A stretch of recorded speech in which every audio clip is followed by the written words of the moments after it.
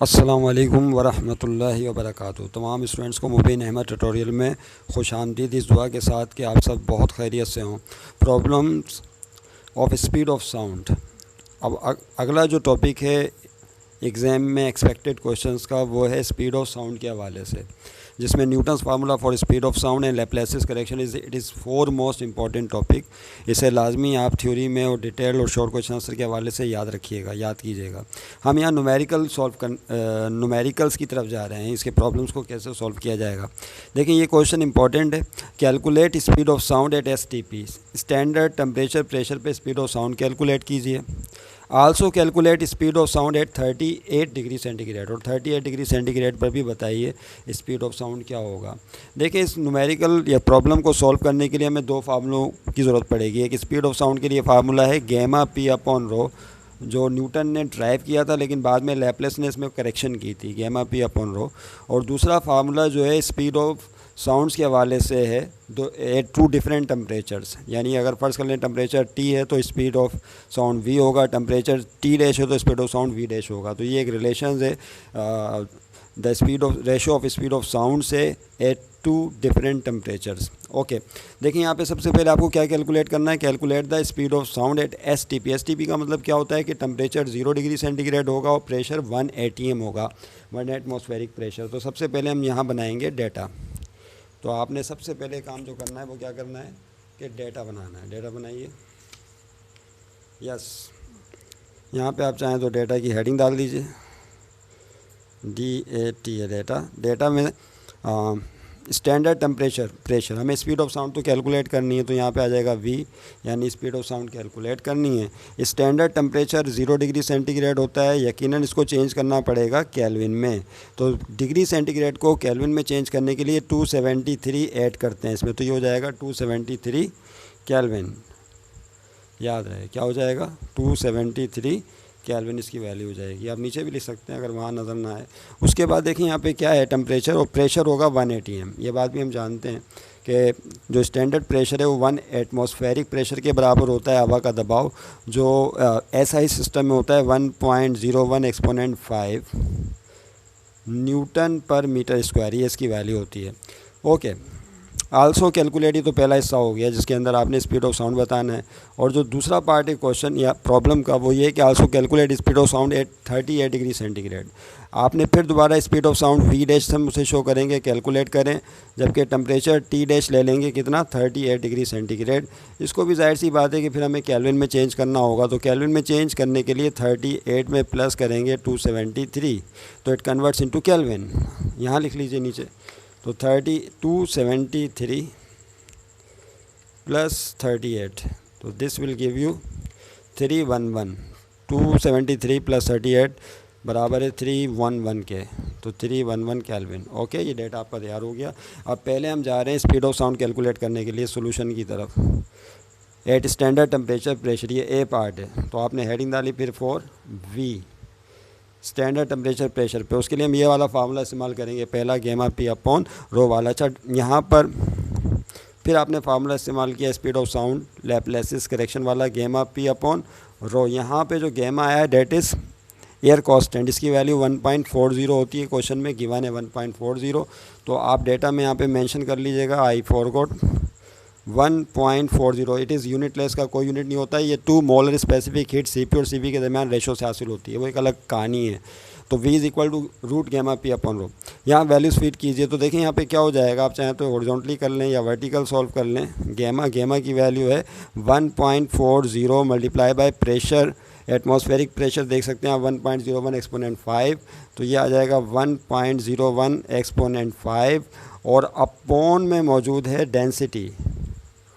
आई सी, जो air density होती है उसकी वैल्यू भी यहाँ पे गिवन होती है, वो होती है 1.2।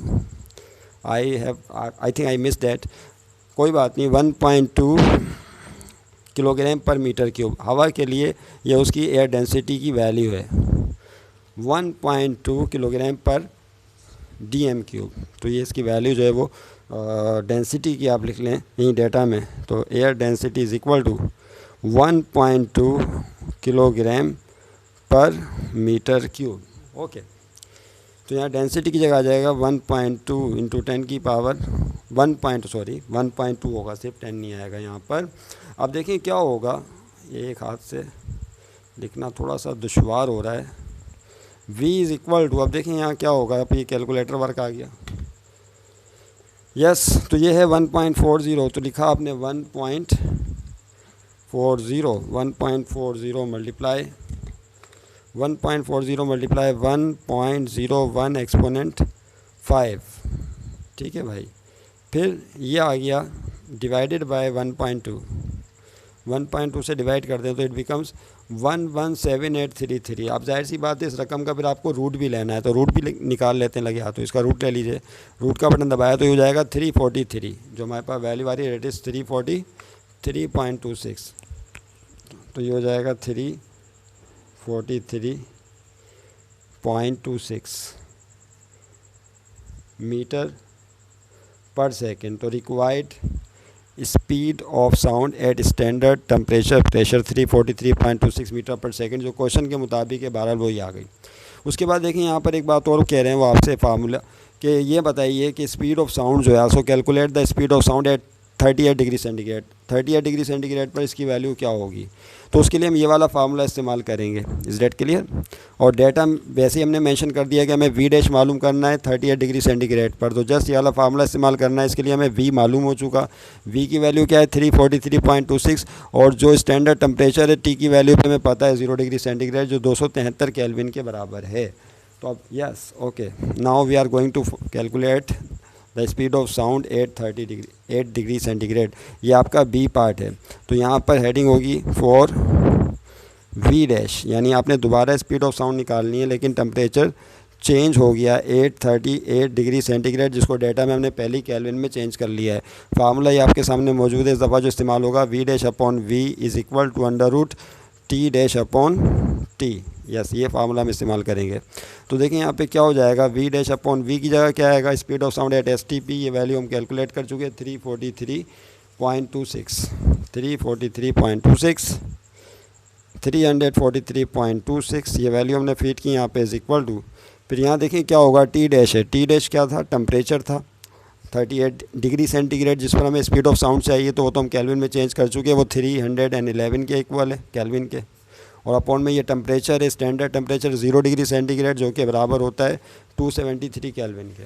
ओके, तो इसकी जगह 273 आ जाएगा। अब देखें क्या होगा, ये रकम उधर चली जाएगी, V dash is equal to, ये डिवाइड में था तो ये हो जाएगा 343.26 मल्टीप्लाई। अब इस पोर्शन को सॉल्व कर लीजिए कैलकुलेटर से, तो देखें क्या होगा, 311 divided by 273 is equal to, ये आ गया, और इसका फिर रूट भी लेना पड़ेगा, जाहिर सी बात है, आपको क्या लेना है, रूट लेंगे तो ये हो जाएगा 1.0673 इस तरह से रकमें चल रही। इसको मल्टीप्लाई कर दें किससे, इस रकम को मल्टीप्लाई कर देंगे हम 343.26 से, तो this will give you 366।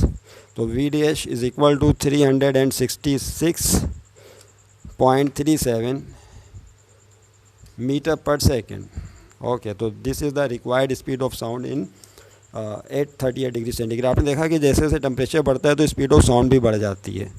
Okay, अब स्टूडेंट्स के लिए एक टास्क है, वो नोट कर लें से क्या करना है उन्हें इस टास्क में, या आप लाजमी क्वेश्चन सॉल्व कीजिएगा, और अगर नहीं हो तो कमेंट्स में बताइएगा, सॉल्व कर लें, जवाब कमेंट्स में बताइएगा, कुछ पूछना चाहते हैं तो पूछिएगा, इंशाल्लाह I must reply. Student task है the speed of sound at 5 degree centigrade आपको कैलकुलेट करनी है। 5 डिग्री सेंटीग्रेड पर स्पीड ऑफ साउंड क्या होगी, इसको केल्विन में चेंज करना पड़ेगा।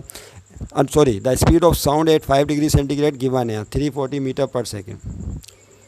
स्पीड ऑफ साउंड जो है 5 डिग्री सेंटीग्रेड पर गिवन है आपको 340 metre per second. Calculate the speed of sound eight 40 degree centigrade, तो आपको 40 डिग्री सेंटीग्रेड पे बताना है कि स्पीड ऑफ साउंड क्या होगी। Is that clear? तो ये जो है क्वेश्चन सॉल्व करने की कोशिश करें। गेमा की वैल्यू 1.40 होती है, और डेंसिटी की वैल्यू हवा के लिए हमने बताई है आपको 1.2 और किलोग्राम पर मीटर क्यूब, ये नोट कर लीजिएगा। फार्मूला हिंट के तौर पे यहाँ पे लिख दिए, इस्तेमाल कीजिएगा। सब्सक्राइब कीजिए चैनल को, लाइक कीजिए, शेयर कीजिए, और अपनी दुआओं में बहुत याद रखिए। खुश रहिए, शाद रहिए, आबाद रहिए। शुक्रिया, खुदा हाफिज़।